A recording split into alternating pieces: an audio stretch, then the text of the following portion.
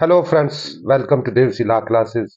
आई am Manoj Kumar और मैं बात कर रहा हूँ यूपी रेवेन्यू कोड 2006 की, जिसमें 234 सेक्शंस हैं, 4 शेड्यूल है और 32 एक्ट का कंसोलिडेट एक्ट 12 दिसंबर 2012 को बनकर तैयार हुआ और लागू हुआ 2006 से, और नाम है यूपी रेवेन्यू कोड 2006।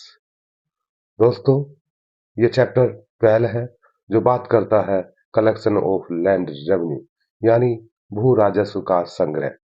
ये चैप्टर मेन चैप्टर है क्योंकि रेवेन्यू से बात करता है, लगान से बात करता है, भू राजस्व के संग्रह से बात करता है।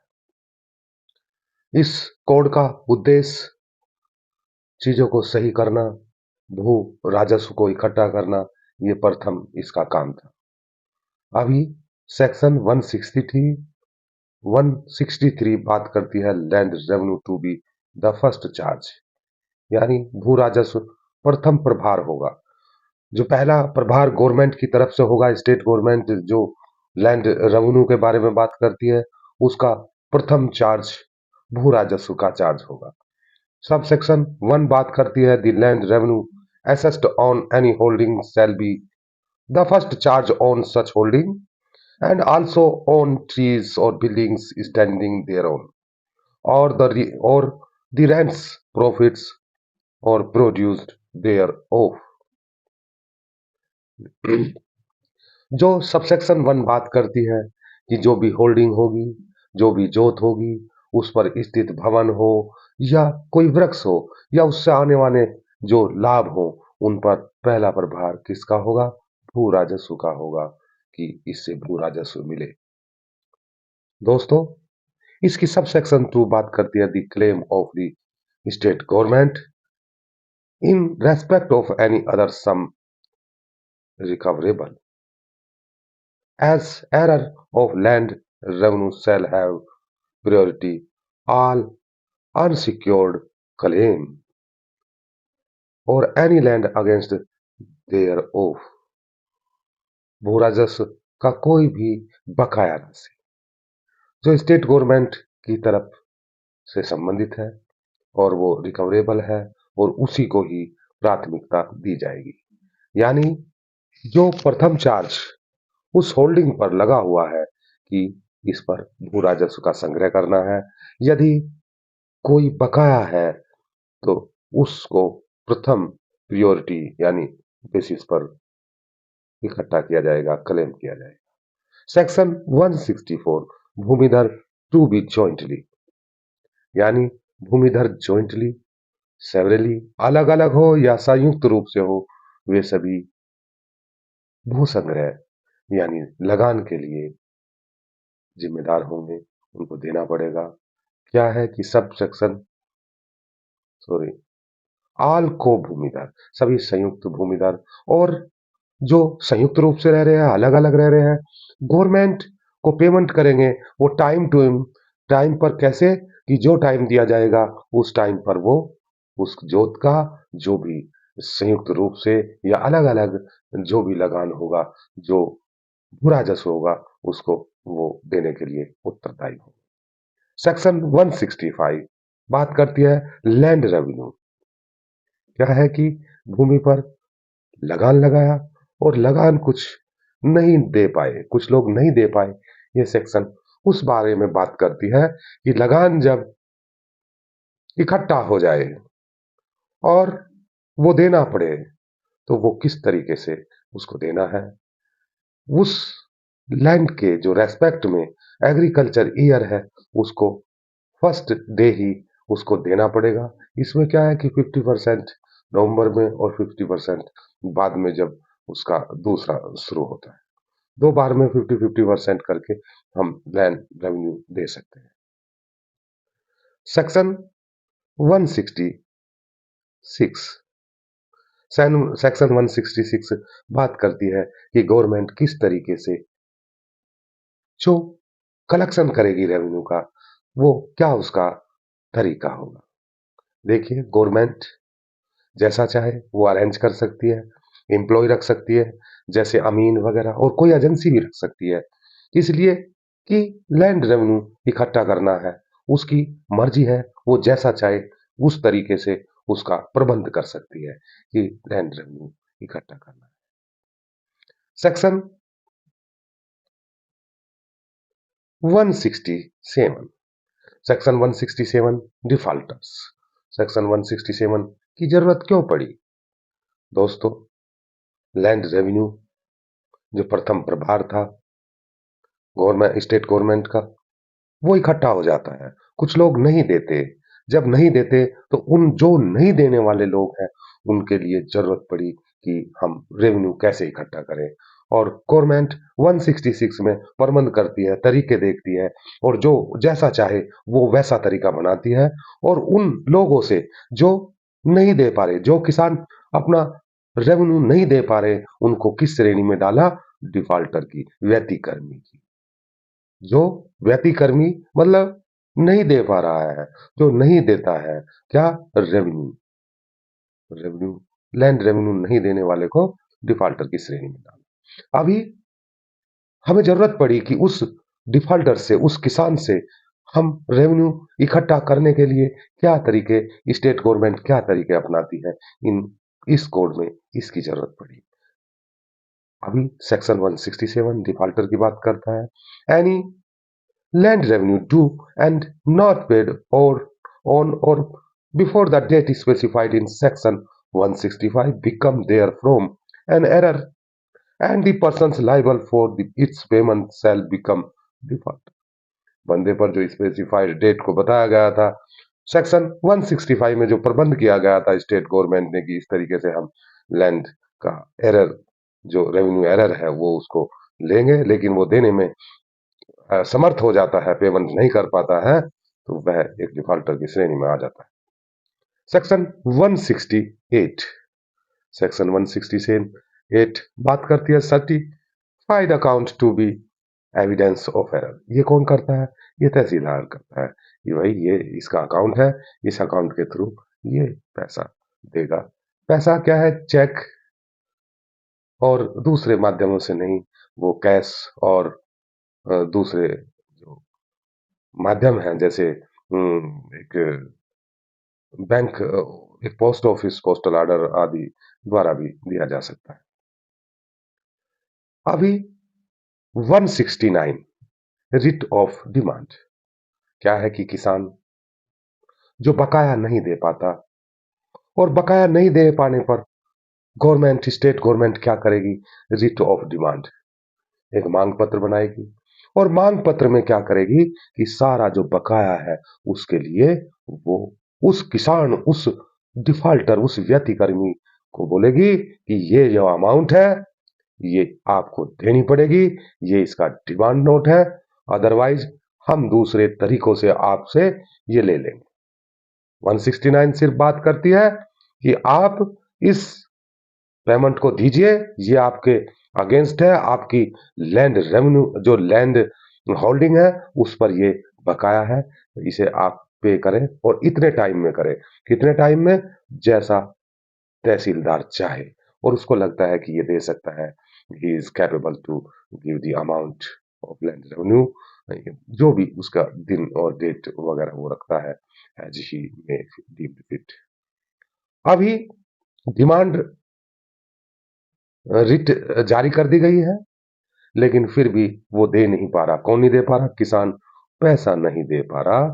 तो तब हमें जरूरत पड़ी सेक्शन 170 यानी 170। 170 बात करती है कि उस किसान से उस बकाये की वसूली की क्या प्रक्रिया करें कि उसको देना पड़े, उसको कंपल करती है किसान को। Process for recovery of errors. Subsection 1 बात करती है an error of land revenue remaining unpaid within the time specified in the writ of demand may be recovered by any one or more of the following process namely। देखिए, जो वो error है और unpaid error है, उस writ में दिया गया है कि आप इस समय तक दे दो, या आपको इतना देने के बाद आपको छूट हो जाएगी, आप इस इतना नेक्स्ट उसमें दे सकते हैं, जैसा भी तहसीलदार चाहे और उसके लिए उचित हो वैसा करेगा।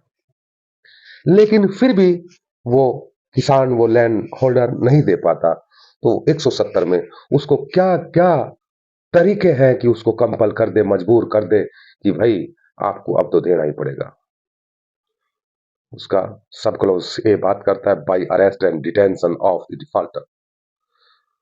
उस व्यक्ति कर्मी की गिरफ्तारी कर ले, उसे निरुद्ध करके, उसे बंद करके, उसे, क्योंकि वो डर जाएगा, अरेस्ट हो गया भाई, बेइज्जती होगी समाज में, आपने रेवेन्यू नहीं दिया, तो वो डर के मारे देगा। तो ये तरीका है। दूसरा तरीका, by attachment and sale of any movable property. उसकी कोई मूवेबल प्रॉपर्टी है, उसको वो अटैच कर दे, इंक्लूडिंग एग्रीकल्चर प्रोड्यूस, यानी जो जंगम संपत्ति है जिसमें कृषि उपज भी शामिल है, जैसे कि गेहूं खड़े है, उसका गन्ना खड़ा है, उसको अटैच कर ले और उससे वसूल ले। ये उसका दूसरा तरीका है। दोस्तों, अभी ये सी है जो तीसरा तरीका है, by attachment of any bank account और लोकर ऑफ द डिफॉल्टर। अब गवर्नमेंट, स्टेट गवर्नमेंट किस पर नजर करेगी? उसके बैंक अकाउंट पे, कि डिफॉल्टर के बैंक अकाउंट में कुछ धन पड़ा है, तो उसको वसूल ले, उसके लोकर में कुछ संपत्ति रखी हो, उससे वसूल ले। कैसे करके? कि कुर्की कर ले उसकी। अभी इसका चौथा तरीका है, यानी D, by attachment of the land in respect of which the error is due. जो उस डिफॉल्टर की जमीन है, जिस जमीन के संबंध में वो रेवेन्यू बकाया है, उसी को कुर्की कर ले। ये गवर्नमेंट उसको कुर्की करके उसका वसूल ले। और ई बात करता है, बाय लीज और sale and land respect of which the area due. जो वो जमीन है, उसी को भाई किसी को पट्टे पे दे दे, किसी को जो भी पट्टे पे दे करके बिक्री करके उससे वसूल ले। दोस्तों, अभी जो इसका नेक्स्ट जी है, बाई, सॉरी एफ है, by attachment and sale of other immovable property of the defaulter, उसे बिक्री करके। और जी है, by appointing a receiver of any property movable और इमूवेबल ऑफ द डिफॉल्टर। एक गवर्नमेंट एक रिसीवर भी नियुक्त कर सकता है, और रिसीवर क्या करेगा? उस प्रॉपर्टी से जो भी इनकम आएगी उसको गवर्नमेंट में जमा कर देगा। किसान रहो अपने घर, करो अपनी कमाई। अभी दोस्तों, इसकी एक्सप्लेनेशन है, यानी स्पष्टीकरण है। स्पष्टीकरण में क्या है कि for the removal of debts, यानी जब उसका कर्जा खत्म हो जाए, sorry, it is hereby declared that two or more process hereinbefore mentioned may be issued and enforced simultaneously or one after the other। जो शंकाएं हैं उनके निराकरण के लिए एतद द्वारा यह घोषणा की जाती है कि एतद पूर्व उल्लेखित दो या अधिक आदेशिका साथ साथ या एक के बाद एक प्रयुक्त और अपरिवर्तन परिवर्तित किए जा सकते हैं। क्या कर सकते हैं? परिवर्तित किए जा सकते हैं। दोस्तों, जो सेकंड है sums of immovable recoverable as area land revenue but not due in respect of any specific land may be recovered by process under the section from any immovable property of the defaulter including any holding of which he is a भूमिका। जिस भूमि पर भी वो दूसरी कोई holding है, उससे भी इकट्ठा कर सकता है। ये इसमें है कि भू राजस्व के बकाये के लिए गवर्नमेंट जो है, स्टेट गवर्नमेंट कोई भी कसर नहीं छोड़ेगी, उससे इकट्ठा कर ही लेगी जैसा वो चाहे। बस ये है कुछ चीजों की, वो कुछ चीजों की क्या करेगी? अब उस कुछ चीजों को छोड़ देगी। किन चीजों को छोड़ेगी? वो उसकी भी बात करते हैं। वो छोड़ेगी भगवान की पूजा के, और जो उस लेडीज, जो किसान की जो स्त्री है, वाइफ है, पत्नी है, उसके जो मायके से उसके जो पति की जो एक निशानी के तौर पे वो देते हैं, उनको छोड़ देगी। पूजा के सामानों को छोड़ेगी, बाकी सब उसको वो ले सकते हैं। अभी sub section 2, not with standing anything, कोई भी बात हो, कुछ भी हो, सब सेक्शन जो 1 में कही गई है, no person shall be liable to arrest or detention for an error of land revenue where and for so long as such person. भाई कुछ लोग हैं जो इसमें एग्जामिन है, जो इससे इससे बाहर हैं, उनको वो कुछ गवर्नमेंट की पॉलिसी है जिसे वो गिरफ्तार नहीं कर सकते, कंपल नहीं कर सकते। वो लोग कौन कौन है?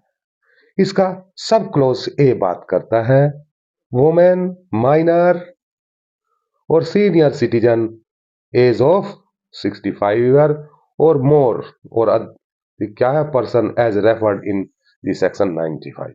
और सेक्शन 95 में जो लोग दिए गए हैं, तो जो एक छोटा बच्चा होगा, उसके नाम पे माँ बाप नहीं रहे या कुछ और दूसरे कारण है, कोई स्त्री है और कोई 65 ईयर ओल्ड पर्सन है, उनको स्टेट गवर्नमेंट छोड़ देती है, क्योंकि इस कोड में उनके लिए छूट दी गई है।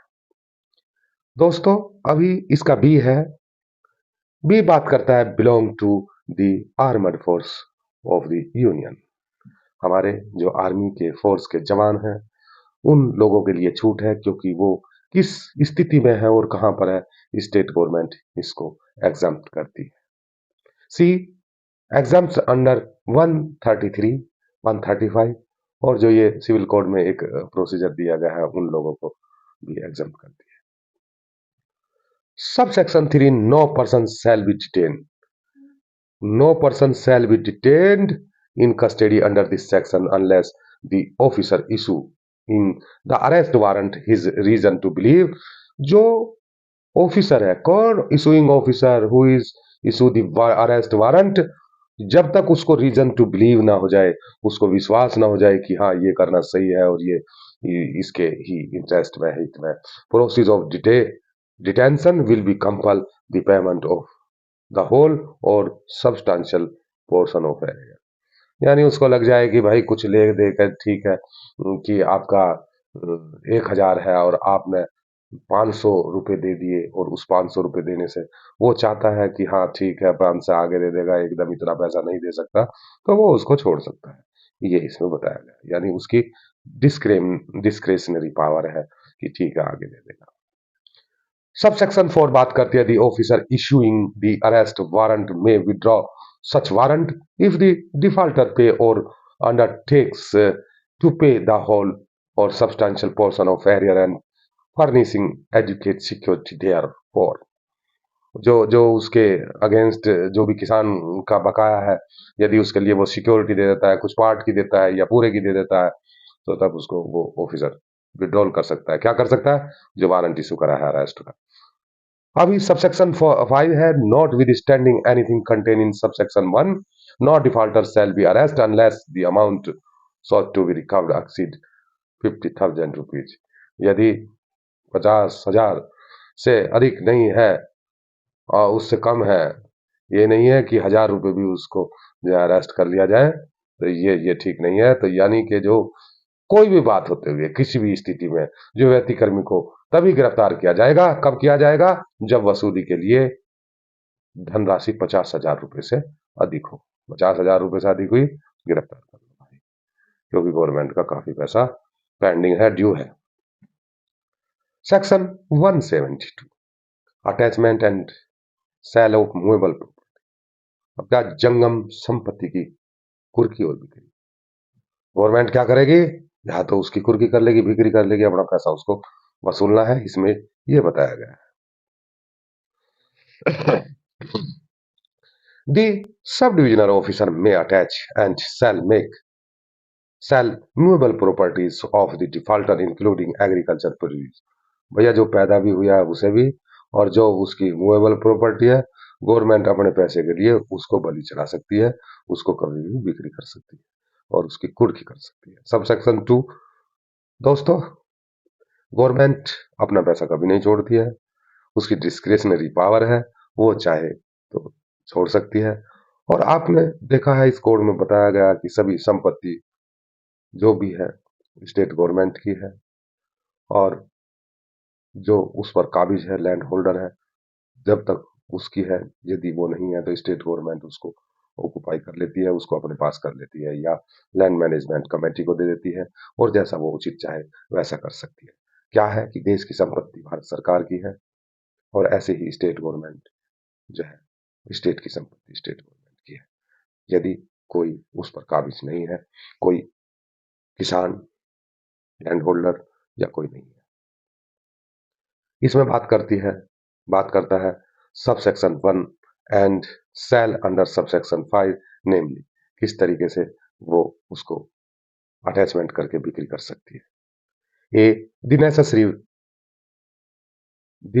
Necessary wearing appeals, looking vessel bidding defaulter and his and children personal, और जो मैंने आपको बताया था कि उसकी जो पत्नी का है, बच्चों का है, कोई खेल खिलौने हैं, या जो भी उस गतिकर्मी के जो रसोई के बर्तन है, पलंग है, बिस्तर है, आभूषण है, धार्मिक प्रथा से जुड़े हुए कुछ सामान है, religious uses can not be parted with by any woman. उनको वो छोड़ना पड़ेगा, क्योंकि उनको नहीं किया जा सकता, ये उससे पर्सनल जुड़े हुए हैं। और बी है tool of village artisan, and if the defaulter is an agriculture and impediments husbandry husbandry accept and implements drained by mechanically power and such cattle and seed as may be the opinion of the attaching officer necessary enable earn livelihood such, यानी उसके जीवन को चलाने के लिए जो उसके औजार हैं, कृषि संबंधी यंत्र हैं, उनको स्टेट गवर्नमेंट छोड़ देगी, क्योंकि उस उपकरणों से वो अपने जीवन को चला रहा है, नहीं तो भूखा मर जाएगा। आपने देखा होगा बड़े बड़े जो बिजनेसमैन है, गवर्नमेंट उनको छोड़ देती है, लेकिन किसानों पर थोड़ा शिकंजा स्टेट गवर्नमेंट को कसना पड़ता है, क्योंकि उनसे ज्यादा इनकम नहीं है, वो सिर्फ स्टेट गवर्नमेंट की जीविका और भारत सरकार को अन्न प्रदान करते हैं, और उन पर शिकंजा कसना उसके लिए कि जो लैंड रेवेन्यू नहीं देता। एक इसी प्रकार का एक लैंड रेवेन्यू इकट्ठा करते हैं किसानों से, अदरवाइज कोई टैक्स नहीं लगता किसानों पर, ये इसमें बताया गया है। ये उसके पूजा संबंधी किसी भी काम पर वो नहीं लगेगा। अभी इसकी एक्सप्लेनेशन दी है। फर्स्ट एक्सप्लेनेशन क्या है कि for the purpose of this subsection and expression agriculture means a person who is cultivates the land personally and who depend for his livelihood mainly on the income from agriculture. भाई उसके कोई नौकरी वाला नहीं है, वो सिर्फ एग्रीकल्चर जमीन पर ही अपने जीवन को चला रहा है, तो उस बंदे को भाई छोड़ना पड़ेगा, गवर्नमेंट की जिम्मेदारी है। कहाँ जो गवर्नमेंट की जिम्मेदारी है, आर्टिकल 14 टॉक अबाउट दिस, ये everybody is equal before the law, और everybody is in the equal before the law, और every law protected to everybody equal. क्यों? गवर्नमेंट सभी को आपने आपने जो है नीति निर्देशक तत्व है, यानी उसमें भी गवर्नमेंट की जो पॉलिसी है, सेक्शन सॉरी आर्टिकल 14 यही बताता है कि जो गवर्नमेंट के सामने जो भी उसके नागरिक हैं, उसके जो बंदे हैं, उनको वो इक्वल प्रोटेक्ट करे, सभी के लिए रोटी कपड़ा मकान जो प्राथमिक जरूरत होती है उसको देना चाहिए। ये उसी के आधार पर यहाँ गवर्नमेंट स्टेट गवर्नमेंट उसको छोड़ रही है, क्योंकि रोटी कपड़ा मकान एक गवर्नमेंट की जरूरत है। तो आर्टिकल 14 की वजह से ये किसान यहाँ पर उनके जो पूजा संबंधी सामान है और अन्य चीजें वो यहाँ छोड़ पा रही है। अभी ए है हिज ऑन लेबर, और वो उस जमीन पर खुद की लेबर करता है, यानी कोई ऐसा नहीं है कि वो उस जमीन को जो कल्टीवेट कर रहा है वो अपनी जमीन को खुद काम करके और खुद उससे अपनी फैमिली को चला रहा है ये यहाँ तक। बाय सर्वेंट लेबर और वेजेज पेबल इन ईच, और जो कोई रख भी रहा है तो उसको भी बेचारे को देगा, और उसको देने के बाद उसको भी नहीं वो जो है कुर्की कर सकते, उसको छोड़ना पड़ेगा। ये इसी में बताया गया। इतना बताने के बाद कि ये चीज वो छोड़ सकता है, और subdivisional officer may sell the same in the manner prescribe. क्या है कि जो भी सबसेक्शन 5 में बोलते हैं, जो एरर हुआ है उस एरर को यदि वो 30 डेज के अंदर पेड नहीं करता, कितना 30 डेज, तो वो उन चीजों को अटैच करके और जो सी भी वो रिक्वायर समझे बिक्री करके यो जैसे भी गवर्नमेंट में जमा कर ले। दोस्तों, सेक्शन 173, सेक्शन 173 बात करती है attachment of bank account and locker of the defaulter. भाई डिफॉल्टर के जो पहले भी बताया गया बैंक अकाउंट वगैरह लोकर वगैरह अटैच करके उनसे वसूल लेगा, ये इसमें बताया गया। अभी सेक्शन 174, सेक्शन 174 दोस्तों अटैचमेंट ऑफ होल्डिंग, जमीन को अटैच कर लेगा, यानी जोत की कुर्की कर लेगा। क्या करेगा जोत की कुर्की? द कलेक्टर में attach any land in respect of which any error of land revenue is due. जो वो जमीन का जो एक रेवेन्यू उसके अगेंस्ट ड्यू है, उसके लिए वो अटैच कर सकता है किसको? उस होल्डिंग को। सब सेक्शन 2 बात कर रहा है where the amount of the error respect of which attachment was made under subsection 1 is paid, such attachment shall stand withdrawn। बंदे ने पैसा जमा करा, उस अटैचमेंट को हटा दिया, कुर्की को छोड़ दिया। Subsection 3, if the amount of error is not paid with in period, क्या पीरियड? 30 डेज, वो सब काम करेगा जो उसको इस कोड में बताया, अटैच कर लेगा, बिक्री कर लेगा, वो कर लेगा। सेक्शन 175, जो पहले तरीके बताए थे कि किस किस तरीके से गवर्नमेंट कंपल कर सकती है एक डिफॉल्टर को, किस क्या की लैंड रेवेन्यू किस तरीके से उसको देना है और वो गवर्नमेंट को लेना है। उसमें लीज का बात बताया था कि वो पट्टे पर दे करके भी उस से लैंड रेवेन्यू का पैसा इकट्ठा कर सकती है, लीज पर दे करके कि 2 साल के लिए 3 साल के लिए, और इतने में उसका इकट्ठा हो जाए। Section 176, sale of holding, lease पे दिया था, लीज से काम नहीं चला तो उसको बिक्री कर देगा, बिक्री करके जितना पैसा उसका वो है उसके लैंड रेवेन्यू का उसको रखेगा, बाकी किसान को वापस कर देगा। सेक्शन 177, सेक्शन 177 बात करता है attachment and sale of other immovable property. भाई दूसरी भी संपत्ति है ना उसकी, तो उससे भी वो इकट्ठा कर सकता है बिक्री करके या कैसे भी, उसके तरीके जो भी कोड के अकॉर्डिंग दिया गया है ऐसे कर सकता है। सेक्शन 178, ये जो सेक्शन 178 है, इसमें लास्ट में बताया गया था कि रिसीवर अपॉइंट कर लेगा, और रिसीवर अपॉइंट करके उस प्रॉपर्टी से जो भी इनकम और होगी रिसीवर को वो रेम्युनरेशन दे करके उससे जो है जो भी कलेक्शन होगा टाइम टू टाइम अपॉइंट हुआ जो रिसीवर है उससे लैंड रेवेन्यू को इकट्ठा करके, और किसान का जब तक वो क्लियर होता है उसके बाद उसको विड्रॉ, ये इसमें बताया गया है रिसीवर की नियुक्ति। अब बात करता है कि रिसीवर भी डिफॉल्टर हो जाए तो उस टाइम वो रिसीवर को वो हटा सकता है और उसके रेम्युनरेशन को नहीं देगा और रेवेन्यू इकट्ठा कर लेगा। Procedure of recovery for the purpose of the collection of land revenue और other due recoverable as area in land in accordance with this chapter, officer shall follow such procedure as may be prescribed। जो उसको तरीके बताए गए हैं इस code के तरीके से ही वो रिकवर करेगा, ये नहीं है कि उसके मन में आया और जो कुछ वो चाहे वो कर ले, नहीं, वो अकॉर्डिंग टू दी लॉ और according to the prescribe in this code. Section 180, recovery of cost and collection of charge.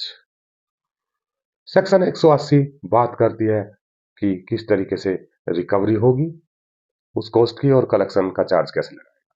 कि बंदा बाहर से कलेक्शन कर लिए गए हैं और वो कलेक्शन का चार्ज, उनकी फीस, उनका रेम्युनरेशन किस तरीके से लगाया जाएगा, इसमें बात करती है ये। The cost of any of the procedures mentioned in section 170 to 178, including cost of arrest and detention, shall be such as may be prescribed. दोस्तों आपने सुना होगा कि हर चीज की गवर्नमेंट फीस लगाती है। कैसी फीस लगाती है? उसने जो बंदे भेजे हैं जो लैंड रेवेन्यू के लिए इकट्ठा करने के लिए, उनकी फीस, रिसीवर की रेम्यूनरेशन, वो सारा जो उस कॉस्ट की बात करता है, जो खर्चा गवर्नमेंट का उसको कंपल करने में आया, गवर्नमेंट उस कंपल के दौरान का उस किसान को जो उसमें उस टाइम जो पैसा लगा उसको इकट्ठा करने के लिए किसान से स्टेट गवर्नमेंट को, वो उसकी बात कर रहा है, ये उसमें भी ले लेगा। ये ही इसमें रिकवरी ऑफ कॉस्ट में बताया। Subsection 3, such cost and collection charge may be added and recoverable in the same manner as an error land revenue। और जो जो भी वो खर्चा आया है उसको प्रबंध में धारा 166 के तरीके से वो लैंड रेवेन्यू की तरह ही रिकवर किया जाएगा। किससे? किसान से। Section 181, recovery proceeding against legal representative. अब जो लीगल रिप्रेजेंटेटिव जो नियुक्त किया था उसके खिलाफ, उसके अगेंस्ट क्या प्रोसीडिंग है कि वो उससे इकट्ठा करना है। यदि रिप्रेजेंटेटिव डिफॉल्टर हो जाता है, it legal representative work them shall be defaulter. उसकी ये प्रक्रिया है, उस प्रक्रिया में ये बता रहा है प्रोवाइजो है that such legal representatives shall be liable only to extent of the property of the deceased which has come to his or her hand।